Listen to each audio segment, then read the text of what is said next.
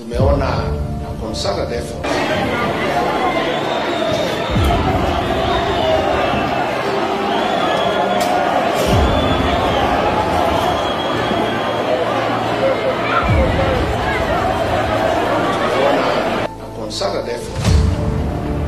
to curtail our freedom to move around the country and to associate with those who are like-minded.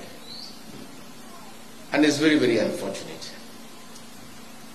I didn't mind kutumiwa goons kila pahali kama hivyo ndivyo rais ameamua.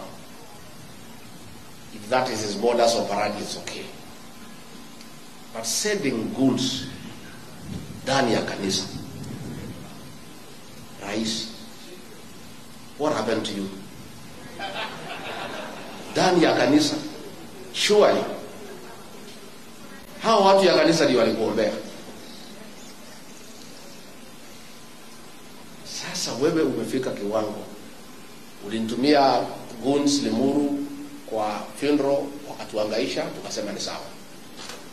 The other December ukatutumia goons huko Shamata wakatuangaisha, tukasema ni sawa. Last week ulikuwa umetuma watu huko Nyeri nje ya kanisa. Sasa umekuja mpaka umeingia ndani ya kanisa.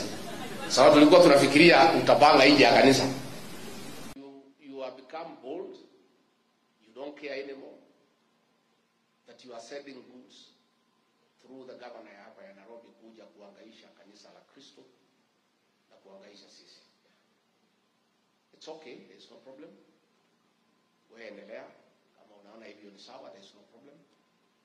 We are aware the Deputy Inspector General aliambia polisi wasikuje, but a few policemen in plain clothes walikuja wakasaidia pale, which is okay because there are some officers who are conscious that they have a constitutional obligation to protect life and property.